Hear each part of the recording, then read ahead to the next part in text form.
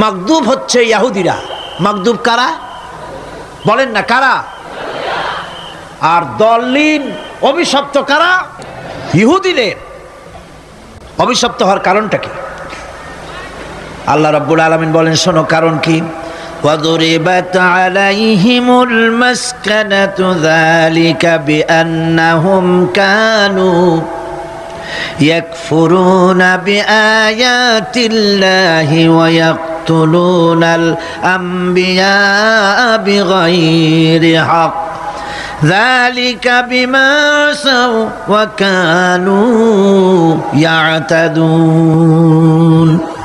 তাদের উপর দারিদ্র এবং অসহায়তার অভিশাপ বর্ষিত হয়েছে। এর কারণ হলো তারা আল্লাহ পাকের আয়াতকে অস্বীকার করেছে, তারা অকারণে আল্লাহর নবীদেরকে হত্যা করেছে এবং প্রত্যেকটি ব্যাপারে আল্লাহর শরীয়তের সীমা লঙ্ঘন করেছে। যুরিবাত আলাইহিমুল যিল্লাতু ওয়াল মাসকানা ওয়া বাউ বিগাদাবিন মিনাল্লাহ। আল্লাহ পাক বলেছেন চিরকাল ইহুদিরা অভিশপ্ত, তাদের কোনো আবাসস্থল হবে না, সারা জীবন ঘুরে বেড়াবে। আপনারা বলবেন কই ঘুরে বেড়ায় না তো, তাদের তো জায়গা হয়েছে জেরুজালেমে, ইসরায়েলে, সেখানে তারা জায়গা করে নিয়েছে। তাহলে এটা কেমন হলো? এটা এইভাবে হচ্ছে, ওখানে তাদেরকে প্রতিষ্ঠিত করেছে আমেরিকা, ঠিক কিনা? আল্লাহ পাক কোরআন শরীফের মধ্যে বলেছেন, যদিও মানুষের সাহায্যে কোনো জায়গায় তাদেরকে আল্লাহর ইচ্ছায় অথবা মানুষের সাহায্যে কোথাও যদি জায়গা হয়ও, অপমানের জীবন যাপন করতে হবে সারাটা জীবন, কিয়ামত পর্যন্ত দুঃখে দুঃখে মরতে হবে, দেশে দেশে ঘুরে বেড়াতে হবে ভিক্ষুকের মতো। সে অবস্থাই হয়েছে। আমেরিকা ওদের উপর থেকে হাত উঠায় নিক, মধ্যপ্রাচ্যের আজকের ২০ ফোড়া ইসরায়েল, আমেরিকা যদি তাদের রুবুবিয়াতে প্রতিপালনের হাতটা উঠায় নেয়, তাহলে আরব দেশে যত লোক আছে যুদ্ধ করা লাগবে না, এক পাশে গিয়ে পেশাব করলে ভাইসে লোহিত সাগরে চলে যাবে। সুতরাং এই ইহুদিদের পথ অনুসরণ করা যাবে না। ইহুদিরা অপরাধ করছিল কি? একটু আগেই বললাম, তারা আল্লাহর আয়াতকে অস্বীকার করেছে, তারা নবীদেরকে হত্যা করেছে, এটাই হলো তাদের অপরাধ। তারা শরীয়তের ব্যাপারে বাড়াবাড়ি করেছে। সুতরাং আল্লাহ পাক বলছেন ইহুদিদেরকে ছাড়তে হবে, খ্রিস্টানদের অনুকরণ ছাড়তে হবে। ইহুদি খ্রিস্টান সকলের অনুকরণ ছেড়ে দিয়ে নিয়ামত প্রাপ্ত ওই ৪ শ্রেণীর লোকের অনুসরণ করতে হবে, তাহলেই খাঁটি মুসলমান হওয়া যাবে। কোন আলহামদুলিল্লাহ। শুকর করা, কৃতজ্ঞতা প্রকাশ করার সূরা।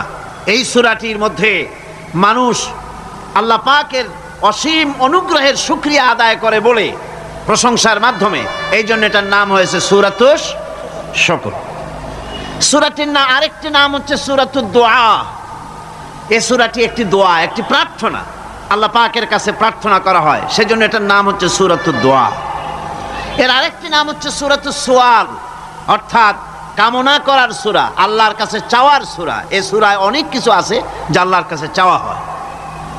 এই সূরাটি, এর আরেকটি নাম হচ্ছে সূরাতুশ শিফা, অর্থাৎ প্রতিষেধক, রোগ ব্যাধি ইত্যাদি মুক্ত হওয়ার জন্য। সূরা ফাতিহা, আপনারা আল্লাহর ওলিদের কাছে, ওলামাদের কাছে যে যান, পানি নিয়ে, তেল নিয়ে, কালো জিরা নিয়ে, ওনারা যা পড়ে ফু দেন, সেই গোপন কথাটা বলে দেই, সেটা হচ্ছে সূরা ফাতিহা।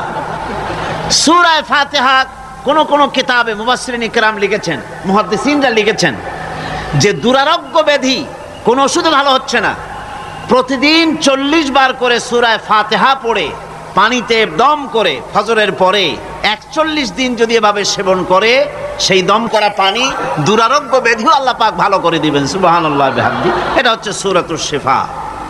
এটাকে বলা হয় সূরাতুস সালাত। নামাজ হবেই না সূরা ফাতিহা ছাড়া, নামাজ সূরা ফাতিহা ছাড়া হবে না। এই জন্য লা সালাতা লিমান লাম ইয়াকরা বিফাতিহাতিল কিতাব, হাদিস শরীফে এসেছে সূরা ফাতিহা ছাড়া নামাজ শুদ্ধ হবে না, নামাজ জায়েজ হবে না। সেই জন্য এটার নাম হচ্ছে সূরাতুস সালাত। কোরআনে কারীমের এই সূরাটি, এটাকে হযরত পীর সাহেব কেবলা একটি আয়াত তেলাওয়াত করে বলেছেন সাবউল মাসানি। এটা হচ্ছে নিত্য পাঠনীয় সপ্তবাক্য, যে 7টি বাক্যকে সবসময় পড়া লাগে। তার মানে হচ্ছে যে ব্যক্তি নামাজ পড়ে 5 ওয়াক্ত 24 ঘন্টার ভিতরে সূরা ফাতিহা একেবারে কম করেও যদি হয় তাহলে 40 বার এই সূরা 24 ঘন্টায় নামাজি ব্যক্তিকে পড়তে হয়। এই জন্য সবসময় পাঠনীয় এই সূরাটি মোট অক্ষর সংখ্যা হচ্ছে 113, শব্দ সংখ্যা হচ্ছে 25টি। এটি হচ্ছে সূরা ফাতিহা, একটি রুকু, 7টি আয়াত। নাজিলের অবতীর্ণ হওয়ার স্থান হচ্ছে মক্কা আল মুকাররমা। রাসূল করিম সাল্লাল্লাহু আলাইহি ওয়াসাল্লামের মক্কি জিন্দেগিতে সূরাটি অবতীর্ণ হয়। শুরু হচ্ছে সূরা ফাতিহা, আলহামদুলিল্লাহি রাব্বিল আলামিন। সূরা ফাতিহা আমি বলি এটি যেন একটি অভিনন্দন পত্র। এটি কি? অভিনন্দন পত্র। বান্দা দিচ্ছে তার রবকে, রবের ভাষায় শেখানো অভিনন্দন পত্র বান্দা তার রবকে প্রকাশ করছেন, দিচ্ছেন। অভিনন্দন পত্রে 3টা জিনিস থাকে, আপনারা লক্ষ্য করে শুনলে বুঝতে পারবেন ইনশাআল্লাহ। একবার ভাবুন যে কত বড় কথা, 30 পারা কোরআনের মধ্যে যা আছে তার সবটা আল্লাহ পাক তার সারাংশ সূরা ফাতিহায় ঢুকাইছেন। তাহলে এটা জিনিসটা কি এটা বুঝতে হবে, এবং সেই ধরনের অন্তর নিয়ে মন নিয়ে বসতে হবে আর বুঝতে চেষ্টা করতে হবে। আমি ধীরে ধীরে আপনাদের সামনে পেশ করব ইনশাআল্লাহ, বিইজনিল্লাহ, বিমাশিয়াতিল্লাহ, বিফদলিল্লাহ। সূরা ফাতিহার মধ্যে আমি বলেছি এটা একটি অভিনন্দন পত্রের মতো। কিরকম? অভিনন্দন পত্রে 3টা জিনিস থাকে। কয়টা জিনিস থাকে? 3টা। প্রথমে থাকে প্রশংসা। অভিনন্দন পত্রে প্রথমে কি থাকে? প্রশংসা। 2 নম্বরে থাকে পরিচয়। 3 নম্বরে থাকে দাবি। 3 নম্বরে থাকে দাবি। প্রথমেই দাবি করা হয় না, এটা ঠিক না। প্রথমেই প্রশংসা। সমস্ত অভিনন্দন পত্র আপনারা দেখবেন, মন্ত্রী আসুক, প্রেসিডেন্ট আসুক, অভিনন্দন পত্র পেশ করা হয়, সুন্দর ভাষায় লেখে, হে সংগ্রামী জননায়ক, গরিবের বন্ধু, জাতির কিছু একটা, এইভাবে করে বহুত প্রশংসা করে তারপরে তার নাম খুঁজে পাওয়াই মুশকিল প্রশংসার ঠেলায়। আপনার আগমনী বার্তায় আমাদের এই চট্টগ্রামের আকাশ বাতাস মুখরিত, আবাল বৃদ্ধ বনিতা আনন্দে উদ্বেলিত, কে কি করবে দিশে করতে পারছে না, এরকম প্রশংসা। এই প্রশংসা দিয়ে তারপরে বলে আমরা চট্টগ্রাম কলেজের কর্তৃপক্ষ, আমাদের বেড়া নাই, টিন নাই, চাল নাই, ইট নাই, সিমেন্ট নাই, আমাদের এগুলো দাবি। তাহলে প্রথমে গেল প্রশংসা, 2 নম্বরে পরিচয়, 3 নম্বরে দাবি। মূলত এই ভদ্রতা প্রথমে কেউ বলে না, মন্ত্রী সাহেব চিটাগংয়ে আসছেন তো আমাদের দাবি না মিটাইয়া ঠ্যাং আস্ত নিয়ে ঢাকা ফিরতে পারবেন না, এরকম বলে নাকি? এরকম বললে কিছুই পাওয়া যাবে না। মূলত এই যে ভদ্রতা, এই শালীনতা, এই শিষ্টাচার শিক্ষা দিয়েছে আল কোরআন। সুবহানাল্লাহ বিহামদিহি। কোরআনে কারিমে যে রব বলা হয়েছে তার অর্থ হচ্ছে, তার অর্থ ব্যাপক, অনেক বিশাল এর অর্থ। এ রব কাকে বলে আমি রবের সমস্ত ব্যাখ্যা করতে পারবো না, তবে অল্প কথায় এমন ভাবে বলতে চেষ্টা করব যাতে করে আপনাদের বুঝে আসবে ইনশাআল্লাহ। আমরা বলি ইনশাআল্লাহ। এখন আপনারা যদি আমাকে প্রশ্ন করেন যে অত কথা বুঝি না, এক লাইনে এক বাক্যে বুঝায় দেন রব কাকে বলে, তাহলে আমি কথাটা এইভাবে বলবো, যাহার যখন যে জিনিসের যতটুকুন প্রয়োজন তাহাকে তখন সেই জিনিস ফরিয়াদ করার আগে যিনি পৌঁছে দেন তার নাম হচ্ছে রব। এ রব হচ্ছে তার মধ্যে রুবুবিয়তের সম্পূর্ণ কোয়ালিটিতে ভর্তি। আল্লাহ পাকের মধ্যে রুবুবিয়তের কোয়ালিটি। রব শুধু সৃষ্টি করেই ছেড়ে দেন না, প্রতিপালন করেন, পূর্ণতায় পৌঁছে দেন। সুবহানাল্লাহ বলতে ইচ্ছে করে না ভাইরা? দেখেন আল্লাহ রাব্বুল আলামিন এমন রব, বাংলাদেশের কুকুর আর আমেরিকা ইউরোপের শীত প্রধান দেশের কুকুর একরকম নয়। আমাদের দেশের পশু ইউরোপ আমেরিকা শীত প্রধান দেশের পশু একরকম নয়। তার কারণ হলো আমাদের দেশে শীত কম, নাতিশীতোষ্ণ অঞ্চলের মধ্যে খানিকটা পড়ে যায়। এখানে পশুদের গায়ে কম পশম থাকলে কোনো অসুবিধা নাই। ভেড়া, ঘোড়া, কুকুর, বন্য প্রাণীকে কেউ তো কম্বল দেয় না, ল্যাপ দেয় না, রাজাই দেয় না, খাতা দেয় না, চাদর দেয় না। আল্লাহ রাব্বুল আলামিন তিনি এমন রব, শীত প্রধান দেশের পশুদের গায়ে পশম দিয়া চিরস্থায়ী কম্বল জড়ায় দিয়েছেন। এর নাম হচ্ছে রব। প্রতিপালনের পদ্ধতি কি সুন্দর করে তিনি প্রতিপালন করছেন, কি সুন্দর করে তিনি পশু পক্ষীগুলিকে তাদের আহার জোগাড় করছেন, প্রতিপালন করছেন। তিনি রব, মানুষকে সৃষ্টি করেছেন, আমাদেরকে সৃষ্টি করেছেন, সব প্রয়োজন মিটাইছেন। সুবহানাল্লাহ ওয়া বিহামদিহি, সকল প্রয়োজন মিটিয়েছেন, একটা জিনিস বাদ রাখেন না। আমি এই জন্য বলি যে কোরআন হচ্ছে বিজ্ঞানের উৎস। কোরআন বিজ্ঞানের কি? বিজ্ঞানের আবিষ্কার যত বাড়বে, বিজ্ঞান চিরটা কাল কোরআনের কাছে ভিক্ষার হাত দিয়ে এতিমের মতো দাঁড়ায় থাকবে কিয়ামত পর্যন্ত। আল্লাহ বিহামদিহি, বিজ্ঞানীরা বলেছেন আমাদের এই পৃথিবীটা, আল্লাহ না করুন কখনো, আমাদের এই পৃথিবীটা যদি কোনো ব্ল্যাক হোলের আওতায় পড়ে, ওর রেঞ্জে আসে, তাহলে মাত্র 2 সেন্টিমিটারের মধ্যে পৃথিবীটা তার ঘনত্ব লাভ করে ব্ল্যাক হোলের মধ্যে অদৃশ্য হয়ে যাবে, হারায় যাবে, অস্তিত্ব থাকবে না। আল্লাহ পাক, আশ্চর্য লাগে আমার বিজ্ঞানের বইপত্র যখন পড়ি, আমার কাছে আশ্চর্য লাগে 1400 বছর আগে নবী কোনো বিজ্ঞানাগারে পড়াশোনা করেন নাই, কোন সায়েন্স নিয়ে রিসার্চ করেন নাই। সেই নবীর মুখ থেকে এমন বিজ্ঞানময় কোরআন আল্লাহ বের করালেন, যে আজকের পৃথিবীর মডার্ন যুগের বিজ্ঞানীরা কোরআনের কাছে এতিম হয়ে দাঁড়ায় আছে। পৃথিবীর কোন বিজ্ঞানী বলতে পারবে না যে কোরআনে কারিমের অমুক আয়াতটা আনসাইন্টিফিক, এটা হাদিস আমাদের বিজ্ঞানের সাথে মিল খায় না, এমন কথা বলতে পারবে না। বরং কোরআন সার্টিফাই করবে তোমার এই বক্তব্য, তোমার এই থিওরি মোস্ট আনসাইন্টিফিক, কোরআন বলবে।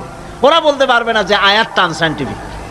সুতরাং কোরআন হচ্ছে মহান বিজ্ঞানময়, কোরআন হচ্ছে আল্লাহ পাকের দেওয়া এক মহান বিধান, যে কোরআনের কারণে আল্লাহ পাক আমাদেরকে হেদায়েত দান করেছেন। সুতরাং এই কোরআন হচ্ছে, কোরআনের মধ্যে যা আছে, গোটা কোরআনে যা আছে সব সূরা ফাতিহা আছে। সুবহানাল্লাহ ওয়া বিহামদিহি।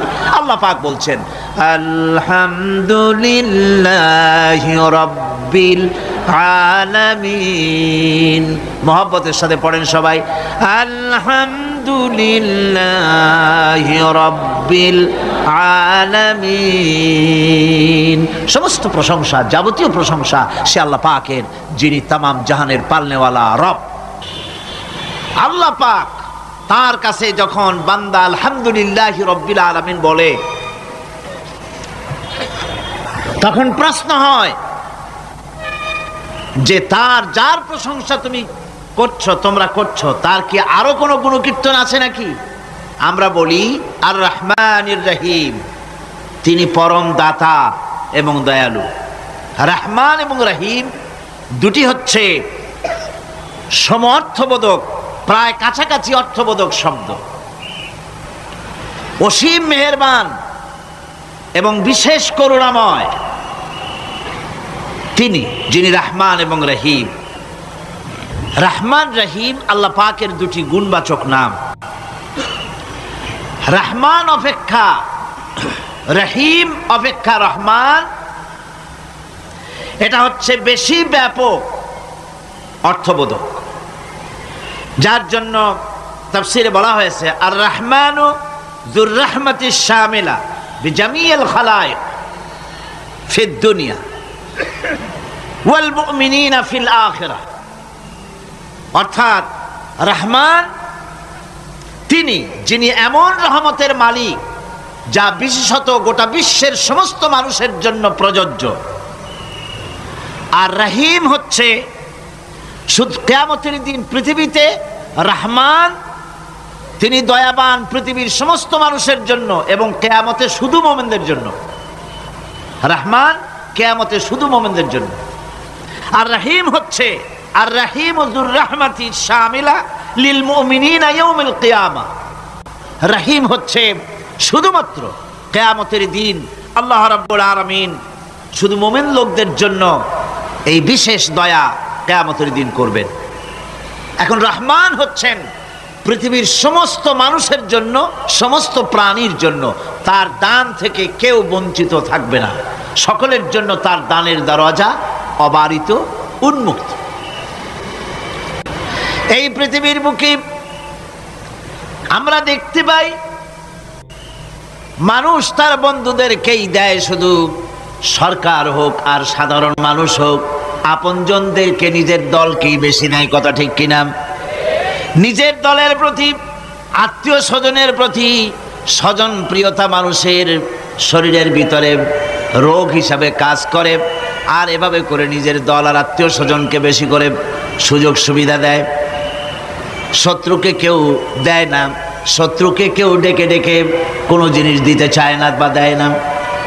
আল্লাহ রাব্বুল আলামিন এমন রহমান, এমন দয়াবান, এমন মেহেরবান, যারা তার ইবাদত করে, যারা তাকে স্বীকার করে, আল্লাহ বলে তাকে যারা সেজদা দেয়, আল্লাহ পাক তাদেরকেও দেন। আর যারা আল্লাহকে অস্বীকার করে, আল্লাহ রাব্বুল আলামিনকে মানে না, তার গুণাবলী কি স্বীকার করে না, তার অস্তিত্ব স্বীকার করে না, তারপরেও আল্লাহ রাব্বুল আলামিন কোন নাফরমান বান্দাকেও রহমত থেকে বঞ্চিত করেন না। সে যেই হোক, বেনামাজি হোক, মুরতাদ হোক, নাস্তিক হোক, তারপরে আল্লাহর অনুগ্রহ থেকে সে বঞ্চিত থাকে না। কথা ঠিক কিনা? বরং এটাই আমরা দেখি, নামাজি, দিনদার, পরেজগার মানুষ তার বরং কম থাকে, সে বরং কম পায়। বাড়ি নাই, ঘর নাই, কলকারখানা নাই, আর নামাজ রোজা করে না, হজ যাকাত করে না, আল্লাহর সাথে বিরোধিতা করে, আল্লাহরে মানেই না, বলে দেয়ার ইজ নো গড, স্রষ্টা বলতে কেউ নাই। এই ড্রিঙ্ক অ্যান্ড বি মেরি, এই হচ্ছে তাদের থিওরি, তাদের দর্শন, তাদের ফিলসফি। এই জাতীয় লোকগুলি বরং দেখা যায় তারা ক্ষমতা পায়, বাড়ি হয়, গাড়ি হয়, কল হয়, কারখানা হয়, সম্মান পায়। এটা কেন? এর কারণ হচ্ছে আল্লাহ রাব্বুল আলামিন এই পৃথিবীর কোনো মূল্য দেন না। এই পৃথিবীর মূল্য যদি আল্লাহ পাকের কাছে একটা মশার ডানার তুল্য যদি হতো, আল্লাহ পাক বিদ্রোহীদেরকে, কাফেরদেরকে এক ঢোক পানি আল্লাহ পাক গিলতে দিতেন না। এবার চিন্তা করেন, আল্লাহর ব্যাপারে যে দৃষ্টান্তটা দেওয়া হয়েছে, দৃষ্টান্তটা কত গুরুত্বপূর্ণ। মশার ডানার তুল্য, মশার ডানার তুল্য এই পৃথিবীর দাম নাই আল্লাহর কাছে। আপনাকে যদি কেউ 10 লক্ষ মশার ডানা বহু কষ্ট করে জোগাড় করিয়া যদি কেউ দেয়, তাহলে আপনি কয় টাকা দিয়ে কিনবেন? 4 পয়সা দিয়েও, একজনে বলছে 4 পয়সাও দিবে না। তাহলে বোঝেন এর কোনো মূল্য নাই। একটা মশার ডানার তুল্য মূল্য আল্লাহ পাক এই পৃথিবীর দেন না, যার কারণে অবারিত উন্মুক্ত হস্তে আল্লাহ পাক সমস্ত মানুষের জন্য, প্রাণী জগতের জন্য তিনি করুণা করেছেন সকলকে। এই করুণাময় রহমান আল্লাহ পাক, তিনি গুনাহগারদেরকে, যারা আল্লাহ পাকের ফরমাবরদারি করতেছে, তাদেরকে সকলকে আল্লাহ পাক সমানভাবে তার জিনিসগুলিকে তিনি দিয়ে দিচ্ছেন। তাই রহমতের মধ্যে আছে স্নেহ, আছে প্রীতি, আছে অনুগ্রহ। আল্লাহ পাকের রহমতটা কি জিনিস? সেটা হচ্ছে রহমতি ওয়াসিআত কুল্লা শাই, আমার রহমত দিয়ে সমস্ত জিনিসকে ঢেকে রাখা হয়েছে। প্রত্যেকটি জিনিসের ভিতরে আল্লাহ পাকের রহমত রয়েছে। রহমত ছাড়া এই পৃথিবীতে মানুষের চলার কোনো পথ নাই। সমস্ত ব্যাপারেই আল্লাহ পাকের রহমত আর রহমত। আমরা যখন বললাম আর রহমানির রহিম, বলেন সবাই আর রহমানির রহিম। আবার প্রশ্ন হয়, বান্দা বুঝলাম, আরো কোনো কোয়ালিটি, আরো কোনো বৈশিষ্ট্য তার আছে নাকি? আমরা বলি মালিকি ইয়াউমিদ্দিন। তিনি হচ্ছেন বিচার দিনের মালিক, শেষ বিচারের মালিক তিনি। একদিকে এটাকে ব্যালেন্স করা হয়েছে, একদিকে অফুরন্ত রহমত, যার কোনো কুল নাই, কিনারা নাই। এখন আদল দরকার। এখন কি দরকার? আদল, ইনসাফ দরকার। আল্লাহ পাক একদিকে অফুরন্ত রহমত আর নিয়ামত দিয়ে পৃথিবীকে ছেয়ে রেখেছেন, অপর দিকে বলেছেন আমি হচ্ছি বিচার দিনের মালিক, সেদিন আমি বিচার করব। সেই বিচারের ভেতরে কোনো পক্ষপাতিত্ব থাকবে না, হবে না। সেখানে তিনি হবেন হাকামুল হাকিমিন, ওইটা হবে সুপ্রিম কোর্টের সুপ্রিম কোর্ট। সেই পরকালে, সেই কিয়ামতের মাঠে আপনাকে আমাকে সকলকে উপস্থিত হতে হবে, নাকি হবে না? সবাইকে উঠতে হবে। এই দিন শব্দটি কোরআনে কারিমে বহু জায়গায় বলা হয়েছে এবং বিভিন্ন অর্থে ব্যবহার করা হয়েছে। যেমন দিন শব্দের অর্থ প্রভাব, প্রতিপত্তি, আধিপত্য, ইতাআত, বন্দিগি, দাসত্ব, আনুগত্য, নীতি, পথ, পন্থা, হিসাব, ফায়সালা, প্রতিদান, প্রতিফল, এরকম অনেক অর্থ, অনেক অর্থে দিন শব্দ কোরআনে কারিমের মধ্যে ব্যবহৃত হয়েছে। কিন্তু এখানে মালিক ইয়াউমিদ্দিন, এই দিন এখানে ব্যবহার করা হয়েছে প্রতিফল অর্থে। প্রতিফলের দিন, যেদিন প্রতিফল দেওয়া হবে, তিনি হচ্ছেন সেই দিবসের অধিপতি, সেই দিবসের মালিক। সূরা ইনফিতারে আল্লাহ পাক বলছেন, ওয়ামা আদরাকা মা ইয়াউমুদ্দিন সুম্মা মা আদরাকা মা ইয়াউমুদ্দিন। বিচারের দিনটি কি তা তোমাকে কে জানালো? আবার জিজ্ঞেস করছি, তোমাকে কে জানালো বিচারের দিনটা কি? আল্লাহ পাক জবাবে বলছেন, বিচারের দিনটা হচ্ছে ইয়াউমা লা তামলিকু নাফসুন লিনাফসিন শাইআন ওয়াল আমরু ইয়াউমা ইযিন লিল্লাহ। বিচারের দিন হচ্ছে এমন দিন যেদিন কেউ নিজেকে রক্ষা করতে পারবে না, কারো থেকে কেউ নিজেকে রক্ষা করতে পারবে না, নিজেকে কেউ নিজের জন্য কাউকে সাহায্যকারী পাবে না। আর সমগ্র ব্যাপারটি নিরঙ্কুশভাবে আল্লাহ রাব্বুল আলামিনের হাতে থাকবে। সেই দিনটার নাম কিয়ামত, সেটার নাম পরকাল, সেটার নাম হচ্ছে বিচারের দিন। যেদিন কর্তৃত্ব হবে কেবলমাত্র কার? আল্লাহ পাক। সেই দিনটা হচ্ছে কর্মফল পাওয়ার দিন। লাহা মা কাসাবাত ওয়া আলাইহা মাকতাসাবাত। প্রত্যেক মানুষই সে উপার্জন অনুসারে সেখানে ফল পাবে। যেমন কর্ম তেমন ফল পাবে, ব্যক্তি হিসাবে পাবে, দল হিসাবে পাবে। তিলকা উম্মাতুন ক্বাদ খালাত লাহা মা কাসাবাত ওয়া লাকুম মা কাসাবতুম ওয়া লা তুসআলুনা আম্মা ইয়ামালুন। প্রত্যেক মানুষই তার উপার্জন অনুসারে ফল পাবে। যা সে পাবে তা নিজের উপার্জন ছাড়া আর কিছুই না, আর যে ফল পাবে সেটাও তার উপার্জন। সুতরাং কিয়ামতের দিন আল্লাহ মানুষের উপরে কোনো জুলম করবেন না, অত্যাচার করবেন না। আল্লাহ পাক তো তার বান্দার জন্য জুলুমকারী নন, ঠিক কিনা? আল্লাহ পাক বলছেন, মান আমিলা সালিহান ফালিনাফসিহি ওয়া মান আসাআ ফাআলাইহা ওয়া মা রাব্বুকা বিযাল্লামিল লিল আবিদ। যে ব্যক্তি পুণ্য কাজ করলো সে নিজের কাজে, নিজের স্বার্থেই তা করলো। আমরা যে নামাজ পড়ি, এটা কি আল্লাহর স্বার্থ? কথা কন, আল্লাহর স্বার্থ? সারা পৃথিবীর সমস্ত মানুষ যদি আল্লাহরে সেজদা দেয়, আল্লাহর ক্ষমতা আরো কিছু কালের জন্য বাড়বে নাকি? সমস্ত মানুষ যদি আল্লাহকে অস্বীকার করে, বিদ্রোহী ঘোষণা করে, বিদ্রোহ ঘোষণা করে, তাতে কি আল্লাহর ক্ষমতা শেষ হয়ে যাবে? নাউযুবিল্লাহি মিন যালিক। যেমন ছিলেন তেমনই থাকবেন। সুতরাং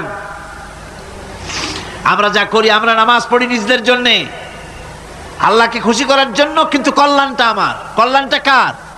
আমার। রোজা, হজ, যাকাত, তেলাওয়াত যা করি সব আল্লাহকে খুশি করার জন্য, কিন্তু স্বার্থ পুরাটাই আমার, আমার কল্যাণের জন্যই আমি করি। এবং আল্লাহ হচ্ছেন তিনি তোমাদের রব, ওমা রাব্বুকা বিযাল্লামিল লিল আবিদ, তোমাদের রব হচ্ছেন তিনি যিনি বান্দাদের উপরে কখনো অত্যাচার করেন না, জুলম করেন না, মেহেরবানি দিয়ে যিনি ছেয়ে রাখেন তিনি হচ্ছেন আল্লাহ পাক। সুতরাং সেই কিয়ামতের মাঠে আল্লাহ পাকের দরবারে আমাদের সকলকেই উঠতে হবে, আল্লাহ পাকের দরবারে আমাদের সামনে আল্লাহ পাকের সামনে দাঁড়াতে হবে। সেদিন আমাদেরকে কেউ বাঁচাতে পারবে না। সেদিন আল্লাহ পাক এর দরবারে যেন আমরা আসামি না হই, সেজন্য এই পৃথিবীতে কোরআন অনুযায়ী আমাদের জীবন গড়তে হবে, সুন্নাহ অনুযায়ী জীবন গড়তে হবে, তাহলে পরকালে আল্লাহ পাকের কাছে নাজাত পাওয়া যাবে। বড় কঠিন জায়গা, বড়ই কঠিন জায়গা। এবার প্রশ্ন হচ্ছে, তোমরা যারা আমার প্রশংসা করলে তোমরা কারা? জবাবে আমরা বলছি, ইয়্যাকা না'বুদু ওয়া ইয়্যাকা নাস্তাঈন। আয় আমার রব, আমরা হচ্ছি তোমার বান্দা, একমাত্র তোমারই গোলামি করি, একমাত্র একমাত্র তোমারই ইবাদত করি। আর কারো ইবাদত, এই শব্দটা লাগাইলে কি বোঝা যায় যে আর কারো করি না, একমাত্র তোমারই ইবাদত করি আর একমাত্র তোমারই কাছে সাহায্য প্রার্থনা করি। আমরা তোমার বান্দা। এবার প্রশ্ন হচ্ছে, চাও কি? পরিচয় তো শুনলাম, চাও কি? আল্লাহ রাব্বুল আলামিন আমাদেরকে শিখাই দিলেন, কত বড় মেহেরবান তিনি, কত দয়ালু তিনি, তার কাছে চাওয়ার ভাষাটাও তিনি আমাদের শিখাই দিলেন। জনে কোন সুবহানাল্লাহ। রব্বুল আলামিন আমাদের শিখালেন, এভাবে চাও, ইহদিনাস সিরাতাল মুস্তাকিম সিরাতাল্লাযীনা আন'আমতা আলাইহিম গায়রিল মাগদুবি আলাইহিম ওয়ালাদ-দাল্লিন। হায় আল্লাহ, ইহদিনাস সিরাতাল মুস্তাকিম, একটা রাস্তা চাই, সহজ সরল সঠিক একটি পথ চাই তোমার কাছে। সেই পথটা চাই যে পথ হচ্ছে নিয়ামত প্রাপ্তদের, অভিশপ্ত এবং পথভ্রষ্টদের পথ নয়, যে পথ নিয়ামত প্রাপ্তদের, ওই ধরনের একটা পথ আমরা চাই। পথ দেখাবার মালিককে কোরআনে কারীম বলছে, আল্লাহ রাব্বুল আলামিন বলেন, ওয়া আলাল্লাহি কাসদুস সাবিলি ওয়া মিনহা জাইরুন ওয়ালাউ শাআ লাহাদাকুম আজমাইন। ওয়া আলাল্লাহি কাসদুস সাবিল, সোজা রাস্তা বলে দেওয়ার দায়িত্ব আমি আল্লাহর। সোজা রাস্তা বলে দেওয়ার দায়িত্ব কার? তিনি বলছেন, বলার দায়িত্ব আমার, সোজা রাস্তাটা আমি বলে দেব। আল্লাহ রাব্বুল আলামিনের কাছে বান্দা যখন রাস্তার দাবি করলো, সোজা পথ চাই, সহজ পথ একটা তোমার কাছে চাই, রব্বুল আলামিন সূরা ফাতিহার 7টা আয়াতের এই অভিনন্দন পত্রের জবাবে 30 পারা কোরআন শরীফ আল্লাহ পাক বান্দারে দান করে দিলেন। জবাবে বলে দিলেন, ওয়া আনি'বুদুনি হাযা সিরাতুম মুস্তাকিম। সোজা রাস্তাটা হলো আমার আনুগত্য, আমার গোলামি, আমার দাসত্ব, এটাই হলো সোজা রাস্তা। এই সোজা রাস্তাটা আমি বলবো। রাস্তা তো অনেক হতে পারে, কিন্তু সোজা রাস্তা বলে দেওয়ার দায়িত্ব কার? আল্লাহ পাকের। দেখেন, এই যে বিশাল মাহফিল, এই মাহফিলে যত লোক আসছে, সব লোক কি এক মতের, এক চিন্তার, এক আদর্শের? না। এই কয়েক লক্ষ জনতার ভেতরে হাজারো মতের লোক আছে, হাজারো চিন্তার লোক আছে, হাজারো আদর্শের লোক আছে। সব আদর্শ, সব চিন্তা, সব কি ঠিক? সবটাই কি নির্ভুল? না, সঠিক নির্ভুল একটা। কয়টা হয়? একটাই হয় মাত্র। এই জন্য আমি দৃষ্টান্ত দিতে গিয়ে বলি, অঙ্ক পরীক্ষা যেদিন হয়, ছেলেরা অঙ্ক পরীক্ষা যেদিন দেয়, সেই অঙ্ক পরীক্ষা দিতে গিয়ে অঙ্ক যারা ভুল করে তাদের ফলাফল কয় রকম হয় বলেন? হ্যাঁ, অনেক রকম হয়। আর যাদের অঙ্ক যাদের ঠিক হয় তাদের ফলাফল কয় রকম? একরকম। তার অর্থ কি? তার অর্থ হলো ভুলের পথ অনেক আর হকের পথ, বাতিলের পথ অনেক, ভুলের পথ অনেক, সঠিক এবং হক যেটা তার পথ হচ্ছে মাত্র একটা। এই জন্যে আল্লাহ রাব্বুল আলামিন তিনি সোজা রাস্তা বলে দেওয়ার দায়িত্বটা নিয়েছেন। কোরআন বলছে প্রত্যেকটি সৃষ্টির শুরু হতে শেষ পর্যন্ত 4টা স্তর পার হতে হয়। তার সর্বশেষ স্তর হলো হেদায়াত। 4টে স্তর পার হওয়ার সর্বশেষ স্তর হচ্ছে হেদায়াত।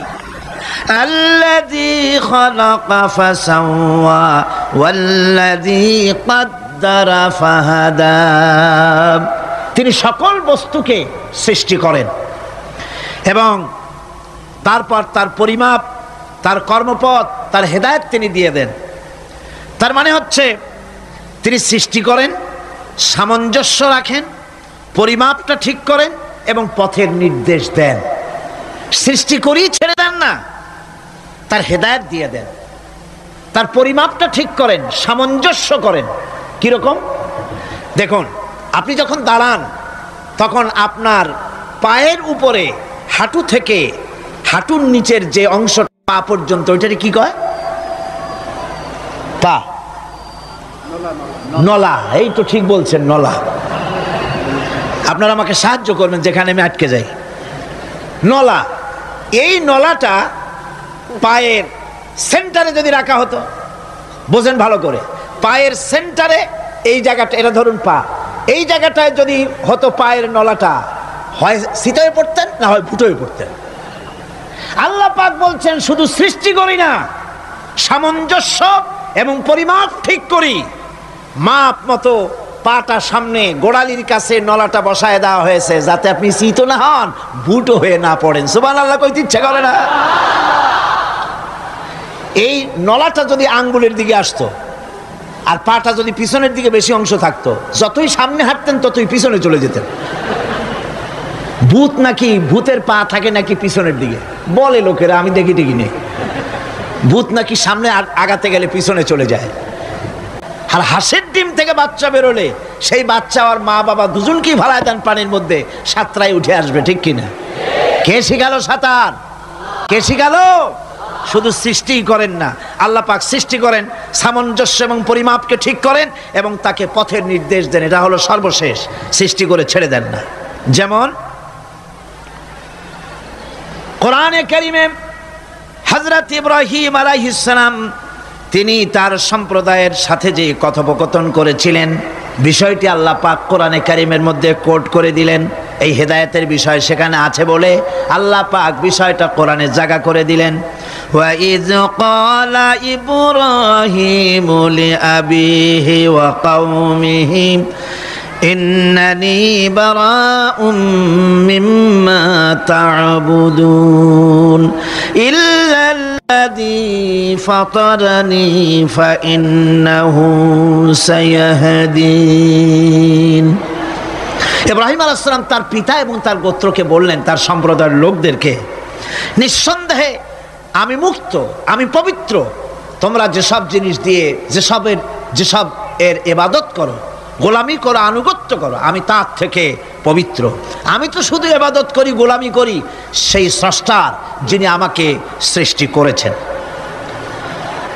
আমার সম্পর্ক শুধুমাত্র সেই সত্তার সাথে যিনি সৃষ্টি করেছেন। আল্লাযী খালাকানি ফাহুয়া ইয়াহদিন, যিনি আমাকে সৃষ্টি করে শুধু সৃষ্টি করেন নাই, আমাকে হেদায়েত দিয়েছেন, আমাকে পথের দিশা দিয়েছেন। ওয়াল্লাযী হুয়া ইউতঈমুনি ওয়া ইয়াসকিন, যিনি আমাকে সৃষ্টি করেছেন, তিনি হেদায়েত দিয়েছেন। আর আমি যখন তৃষ্ণার্ত হই তিনি আমাকে পান করান, আমি যখন ক্ষুধার্ত হই তিনি আমাকে আহার দেন।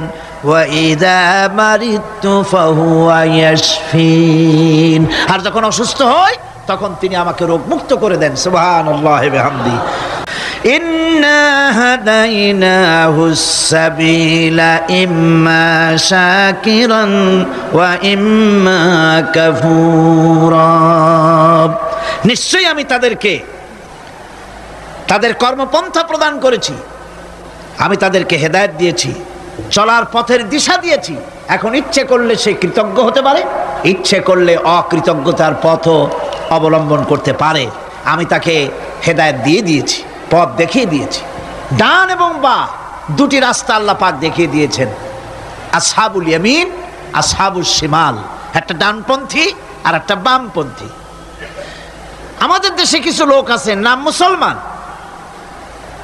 মুসলমান, কিন্তু বলে যে আমরা বামপন্থী আন্দোলন করি, অথচ সমস্ত ডানপন্থীদের জায়গা হবে জান্নাতে যদি জান্নাতের আমল করতে পারে। ডানপন্থীদের নেতা হচ্ছেন দুনিয়ার সমস্ত পয়গম্বরেরা, আর বামপন্থীদের নেতা হলো শয়তান। বামপন্থীদের নিয়ে শয়তান যাবে কিয়ামতে জাহান্নামে। আল্লাহ পাক রাস্তা বলে দিয়েছে। আল্লাহ রাব্বুল আলামিন বলেন, আলাম নাজআল লাহু আইনাইনি ওয়া লিসানান ওয়া শাফাতাইন ওয়া হাদাইনাহুন নাজদাইন। আমি কি তোমাদের দুটি চক্ষু দেই নাই, দেখার জন্য দুটো চোখ দেই নাই? আমি কি তোমাদেরকে কথা বলার জন্য দুটো ঠোঁট দেই নাই? এরপরে আমি কি তোমাদেরকে ভালো মন্দ বোঝার জন্য আমি কি হেদায়েত দেইনি? ভালো মন্দ সবটা বোঝার জন্য আমি তোমাদেরকে হেদায়েত দিয়েছি। সুতরাং এই হেদায়েতের রাস্তা ছেড়ে দিয়ে তোমরা নিজেদেরকে গোমরাহির মধ্যে ডুবিয়ে দিও না। আমার দেওয়া হেদায়েতের রাস্তায় নিজেদেরকে পরিচালিত করার জন্য প্রচেষ্টা করো। সিরাতাল মুস্তাকিম, এজন্য মডেল দরকার। কার অনুসরণ করব? আল্লাহ পাক শিখায় দিলেন, সিরাতাল্লাযীনা আন'আমতা আলাইহিম। পড়েন সবাই, সিরাতাল্লাযীনা আন'আমতা আলাইহিম গায়রিল মাগদুবি আলাইহিম ওয়ালাদ-দাল্লিন। আয় আল্লাহ, অনুগ্রহপ্রাপ্ত দল, সেই রাস্তা অনুগ্রহপ্রাপ্তদের রাস্তা চাই। তোমার মনোনীত ব্যক্তি অনুগ্রহপ্রাপ্ত যারা, তাদের পথ অনুসরণ করতে চাই। নবী বলুন, আমি তোমাদের মতো মানুষ, আমার উপরে ওহী আসে, ইন্নামা আনা বাশারুম মিসলুকুম, তোমাদের মতো মানুষ। একটু ভালো করে বিষয়টা বোঝেন। আরো বলেছি আমি, আজকে আবার স্মরণ করায় দেই। আল্লাহ শিখাই দিচ্ছেন, বলুন আমি তোমাদের মতো মানুষ, ফেরেশতা নই, জিন নই, আমার কাছে ওহী আসে। পার্থক্য এখানে। তবে আরো পার্থক্য আছে, সেটা হচ্ছে আমরা হচ্ছি সাধারণ মানুষ, নবীরা হচ্ছেন অসাধারণ মানুষ। সুবহানাল্লাহ। আমরা হচ্ছি মানব, রাসূল আল্লাহর পয়গম্বররা হচ্ছেন মহামানব। কথা বুঝে আসছে? তার মানে হলো আমরা সাধারণ মানুষ। সাধারণ মানুষেরা গুনাহ করতে পারে, ভুল করতে পারে, সব রকমের গুনাহ করতে পারে। নবীরা কোনো গুনাহ করতে পারেন না। আল্লাহ পাক তাদের দিয়ে গুনাহ করান না। আল্লাহ পাক ফেরেশতা দিয়ে, আপন কুদরত দিয়ে নবীদেরকে হেফাজত করেন। সুবহানাল্লাহ। সুতরাং এই কথা বিশ্বাস করতে হবে, সমস্ত নবীরা হচ্ছেন মানুষ। নবীদের আদর্শই কেবলমাত্র আদর্শ, সেই আদর্শকেই গ্রহণ করতে হবে, তাকেই একমাত্র নেতা হিসাবে গ্রহণ করতে হবে। আমার নেতা বলতেও রাজি না। মুশকিল কি এক জায়গায়? কয় যে নেতা বলা যাবে না কেন? কয় যে ওই যে মানুষেরা বলে, স্লোগান দেয়, আমার নেতা, তোমার নেতা, অমুক তমুক, হেন তেন। তো এগুলির সাথে নবীরে মিশানো এটা ঠিক না। তাছাড়া নবীরে নেতা কব না, কবটা কি? নবী কি হয় নেতা হবে, না হয় অনুসারী হবে, এর বাইরে তো কিছুই নাই। হয় ইমাম, না হয় মুক্তাদি। বাইরে কি? বাইরে তো নাই কিছু। সুতরাং নবী কি মুক্তাদি হবে? নবী কি অনুসারী হবে? নিশ্চয়ই হাজার বার নবী হচ্ছেন ইমাম, নবী হচ্ছেন নেতা।